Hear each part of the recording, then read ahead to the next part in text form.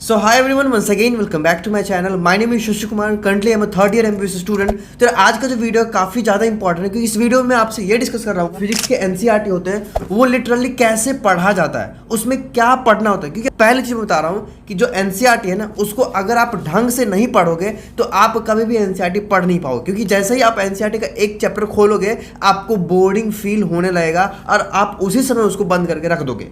तो आपको यार पता होना चाहिए कि फिजिक्स के एनसीईआरटी को कब पढ़ा जाता है, कैसे पढ़ा जाता है, उसमें क्या क्या चीज़ें इंपॉर्टेंट होती है।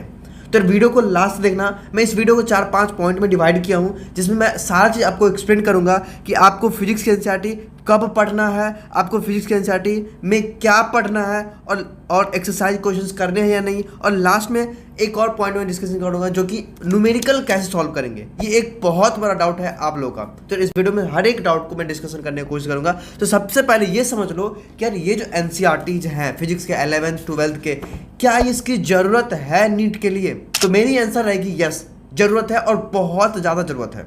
अगर आप इसको स्किप कर रहे हो जो आपका डिजायर्ड मार्क्स होगा शायद आप ना ला पाओ, क्योंकि नीट में थोड़ा सा पैटर्न में चेंजेस आ रहा है, स्टेटमेंट बेस्ड क्वेश्चन पूछ रहे हैं क्योंकि नीट को एम्स के साथ कंबाइन किया गया है। तो जाहिर सी बात है यार स्टेटमेंट बेस्ड क्वेश्चन आएंगे ही है, तो आपको पहले से प्रिपेयर होना पड़ेगा। तो ये जो एनसीईआरटी है इसको पढ़ना पड़ेगा, हाँ अच्छे तरीके से पढ़ना पड़ेगा, आप इसको स्किप नहीं कर सकते। तो अब हम ये बात करते हैं यार कि जो एनसीईआरटी है उसको कब पढ़ना पड़ता है। जैसे आपको कोई चैप्टर हो गया, ठीक है, इलेक्ट्रोस्टैटिक्स हो गया या फिर रे ऑप्टिक्स हो गया या फिर मॉडर्न फिजिक्स, कोई एक चैप्टर हो गया जिसको आप शुरू कर रहे हो, तो क्लास में जो लेक्चर चल रहा है ना पहले उसको ध्यान समझ लो। जो लेक्चर होगा ना, टीचर जो पढ़ा रहे होंगे उसको अच्छे समझो। क्लास के समय में आपको प्रेजेंट रहना बहुत जरूरी है, प्रेजेंस ऑफ माइंड भी रहना बहुत जरूरी है फिजिक्स के केस में, ठीक है। तो आपको लेक्चर को अच्छे तरीके से कंप्लीट कर लेना है। फिर आपको जो डीपीपी वगैरह देंगे, मॉडल क्वेश्चंस वगैरह देंगे, वो सारा चीज़ आपको कर लेना है। उसके बाद अगर आपके पास कुछ एक्स्ट्रा बुक्स हैं तो उसके क्वेश्चंस भी आप कर लो, खुद से कर लो, ठीक है। तो एक्स्ट्रा बुक्स क्वेश्चन कर लिए। अब पीवाईक्यूज और एनसीईआरटी देखो, इसमें मैं इंटरचेंज कर रहा हूँ कि इतना करने के बाद, ठीक है, इतना करने के बाद आप एनसीईआरटी पे जा सकते हो। पहले आपको एनसीईआरटी चूज नहीं करना है। अगर इन सब चीज़ों से पहले आप एनसीईआरटी पढ़ने चले गए तो आप कभी भी एनसीईआरटी नहीं पढ़ पाओगे। पहले आपको ये पार्ट कंप्लीट करना है। आपको क्लास लेक्चर देख लेना अच्छे से, आपको डीपीपी मॉड्यूल वगैरह कर लेना है, आप एक्स्ट्रा कुछ क्वेश्चन सॉल्व कर लो, फिर आप एनसीईआरटी पे जा सकते हो। या फिर आप पीवाईक्यूज कर लो उसके बाद एनसीईआरटी पे आओ, या फिर एनसीईआरटी पढ़ लो पीवाईक्यूज पे जाओ। पीवाईक्यूज में यार ऐसे क्वेश्चंस को ज़्यादा प्रायोरिटी देना है जो स्टेटमेंट टाइप का होगा, ठीक है, जो थ्योरेटिकल पोर्शन से पूछे गए क्वेश्चन है, ताकि आपको एक आइडिया मिल सके कि कैसा क्वेश्चन एनसीईआरटी से उठाया जाता है, ठीक है। तो या तो आप पहले पीवाईक्यूज कर लो उसके बाद एनसीईआरटी पढ़ो, या फिर पहले आप एनसीईआरटी पढ़ लो उसके बाद पीवाईक्यूज करो।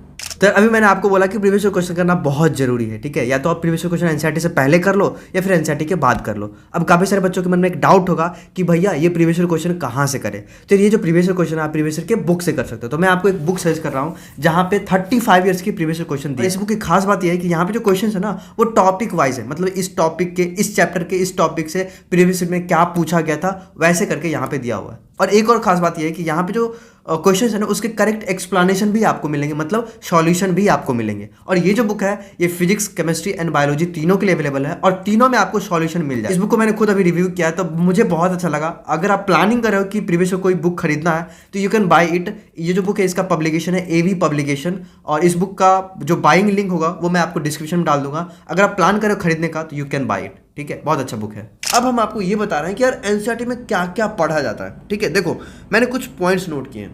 अब ये सारी चीज़ें हैं जो एनसीईआरटी में प्रेजेंट रहते हैं। लाइक आपको थ्योरी दिखेंगे, आपको कॉन्सेप्ट्स दिखेंगे, एक ब्लू बॉक्स करके बहुत सारा इंपॉर्टेंट पॉइंट्स रहता है ब्लू बॉक्स में, ठीक है। कुछ कुछ चीज़ें होंगे जो एक्सप्लेन किए रहेंगे, ठीक है, तो एक्सप्लेनेशन रहते हैं, है ना। बहुत सारे डायग्राम्स को यूज़ करके, बहुत सारे ग्राफ्स को यूज़ करके एक्सप्लेन किए जाते हैं चीज़ों को, ठीक है। तो वो सारी चीज़ें आपको दिखेंगे, है ना।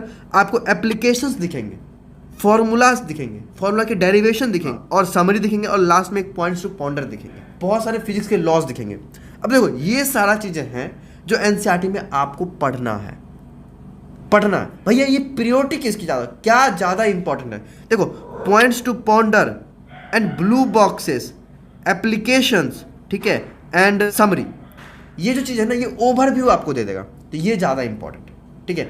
कहने को तो यार ये सारा चीज़ इंपॉर्टेंट है, कहने को ये सारा चीज़ इंपॉर्टेंट है, मेरे हिसाब से सारा चीज़ इंपॉर्टेंट है। पढ़ लोगे अच्छा रहेगा, इसमें भी ज़्यादा इंपॉर्टेंट क्या है, तो पॉइंट्स टू पॉन्डर, क्योंकि एम्स जो होता था ना, तो एम्स में इसी चीज़ को पकड़ा जाता था, ठीक है। एम्स में यहाँ से क्वेश्चंस मैक्सिमम आया करते थे, लेकिन अब कुछ भी हो सकता है, तो आपको अपनी तरफ से प्रिपेयर होना पड़ेगा, ठीक है। तो ये सारा पॉइंट आप याद रखना कि आपको थ्योरी पढ़ना है, एटलीस्ट एक बार रीड कर लेना, ठीक है। एक बार थ्योरी रीड कर लेना, क्या बताना चाह रहा है, क्या कॉन्सेप्ट एनसीईआरटी देना चाह रहा है, आप उसको पकड़ लेना, ठीक है।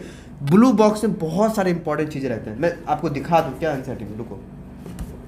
आपने एनसीईआरटी में देखा होगा यार कि हर एक चैप्टर में ना ब्लू बॉक्सेस होते हैं, ठीक है। ब्लू बॉक्सेस होते हैं जहाँ पे बहुत सारी चीज़ें इंपॉर्टेंट लिखा होता है। लाइक देखो, ये ब्लू बॉक्स हो गया, आई थिंक नहीं दिख रहा होगा आपको, ये ब्लू बॉक्स हो गया, ठीक है। इसमें बहुत सारे इंपॉर्टेंट चीज़ें रहती हैं, ठीक है। बहुत इंपॉर्टेंट पॉइंट्स लिखे रहते हैं, कुछ एक्सप्लेनेशन रहते हैं, तो ये ब्लू बॉक्स हो गया। कुछ भी चीज़ डायग्राम या फिर ग्राफ्स को यूज़ करके एक्सप्लेन किया गया है, तो वो चीज़ आप पढ़ सकते हो, है ना। अगर कोई फॉर्मूला या फिर कोई कॉन्सेप्ट क्या एप्लीकेशन आपको समझाया गया, डी ब्रॉगली वेवलेंथ का एप्लीकेशन समझाया गया है, ठीक है, वो आप देख सकते हो। मतलब हर एक चीज़ का ना एक एप्लीकेशन समझाया गया है एनसीईआरटी में, वो चीज़ आप पढ़ सकते हो, ठीक है।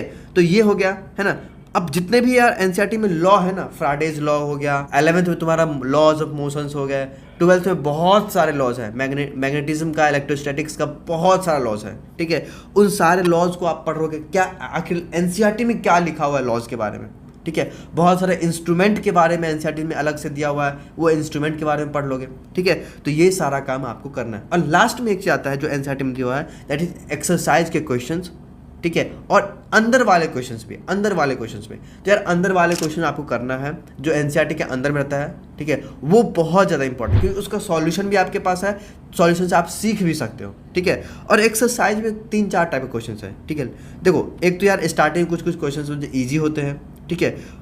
लास्ट में एडिशनल क्वेश्चन दिए रहते हैं, ठीक है। अब देखो, ये जो क्वेश्चन है ना, क्या इसको करना बहुत ज़रूरी है, तो मेरे हिसाब से वैसे क्वेश्चंस को करना जो आपको देख के लगे कि ये मेरे से बन जाएगा, ठीक है। एनसीईआरटी में कुछ थ्योरेटिकल क्वेश्चंस भी है, कुछ डेरिवेशन भी है, हर चैप्टर में ऐसा है, तो ऐसे क्वेश्चंस को आपको नहीं ही करना है, ठीक है। टाइम लगेगा, देखो अगर कोई भी क्वेश्चन को करने में 5, 10, 15 मिनट इससे ज़्यादा लगता है, तो समझ लो वो आपके लिए नहीं है, ठीक है। एनसीईआरटी में एक और चीज़ है कि जो भी क्वेश्चंस होते हैं ना, उसको वो उसमें पार्ट वाइज दिया हुआ है, ठीक है, कि एक क्वेश्चन में 3-4 चीज़ उसने पूछ रखा है, ठीक है। एक क्वेश्चन में 3-4 कोई चीज़ें वो उसने पूछ रखा है, तो वैसे टाइप क्वेश्चंस आप कर सकते हो विदाउट हेजिटेशन, वैसे टाइप क्वेश्चंस जरूर करना, ठीक है। थोड़ा सा लेंदी रहेगा, लेकिन उससे आप 3-4 चीज़ सीखोगे भी, तो वैसे टाइप क्वेश्चंस करना।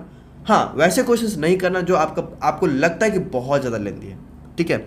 अब लास्ट में एक और चीज़ दिया हुआ है एनसीईआरटी में कि हर एक चैप्टर क्लास में कुछ यूनिट एंड डायमेंशन के बारे में थोड़ा दिया हुआ है। आपको मन करे तो वो पढ़ लेना, नहीं मन करे तो स्किप कर देना, ठीक है। क्योंकि इंपॉर्टेंट तो है यूनिट एंड डायमेंशन, बट वो चीज़ नहीं पूछते जो एनसीईआरटी में दिया हुआ, ठीक है। वो डायमेंशन एनालिसिस से क्वेश्चन आते हैं, फाइन। अब लास्ट में एक और डाउट जो मुझे स्टूडेंट ने पूछा कि भैया फिजिक्स के क्वेश्चंस नहीं बनते, तो मैंने यार आपको स्टार्टिंग में बताया था कि फिजिक्स क्वेश्चन जो होंगे आपसे स्टार्टिंग में नहीं बनेंगे, आपको थोड़ा सा पेशेंस रखना पड़ेगा फिजिक्स क्वेश्चन के लिए, क्योंकि देखो फिजिक्स होता है ना, पहले आप सीखोगे, स्टार्टिंग ऐसा होगा कि यार कुछ क्वेश्चन होंगे जो आपसे नहीं बनेंगे। मैं भी, जो मेरे से क्वेश्चन नहीं बनता था ना, तो मैं लिटरली बता रहा हूँ, ये ईमानदारी में बता रहा हूँ कि मैं ना, जैसे कोई भी क्वेश्चन हुआ ना मेरे से नहीं बना, तो मैं क्या करता पता है, कि वैसा टाइप का कोई क्वेश्चन मैं खोजता था जिसका सॉल्यूशन दिया हुआ होता था, ठीक है, या तो मॉड्यूल में या फिर कोई बुक में, सेम वैसा ही टाइप का क्वेश्चन, थोड़ा डाटा चेंज रहेगा, बट वैसा क्वेश्चन मैं खोजता था जिसका सॉल्यूशन दिया होता था, फिर सॉल्यूशन सीखा, समझा, फिर उसके बाद न्यूमेरिकल सॉल्व करना शुरू करते थे, न्यूमेरिकल अपने आप हो जाते थे, ठीक है। तो ये टाइम लगेगा आपको, ऐसा हो सकता है कि यार अगर आप 10 क्वेश्चन सॉल्व कर रहे हो सकता है 2 क्वेश्चन भी आपसे बने, है ना, 2 क्वेश्चन ही आपसे बने, मैक्सिमम क्वेश्चन आपसे नहीं बनेगा, तो या तो टीचर से पूछ लो या फिर दोस्त से पूछ लो, फिर उसको सीखने की कोशिश करो, दैट्स ऑल। धीरे धीरे प्रैक्टिस करोगे, आपका दिमाग सोचने लगेगा कि क्वेश्चन में कैसे अप्रोच लगाया जाता है, क्लास में टीचर कैसे अप्रोच लगा रहा है वो आप देखोगे, तो धीरे धीरे आपसे भी क्वेश्चन बनने लगेंगे। पेशेंस रखना बस, ठीक है। आई होप ये वीडियो आपको हेल्प किया होगा। एनसीईआरटी में क्या क्या पढ़ना है ये आपको समझ में आ गया होगा, एनसीईआरटी कैसे पढ़ना है ये भी समझ में आ गया होगा, एनसीईआरटी कब पढ़ना है ये भी समझ में आ गया होगा। That's all about this video, bye bye, take care, पढ़ते रहना। और कोई भी डाउट हो तो आप मुझे कमेंट्स में बता सकते हो। वीडियो को लाइक करना और सब्सक्राइब करना जरूर, टेलीग्राम चैनल ज्वाइन करना।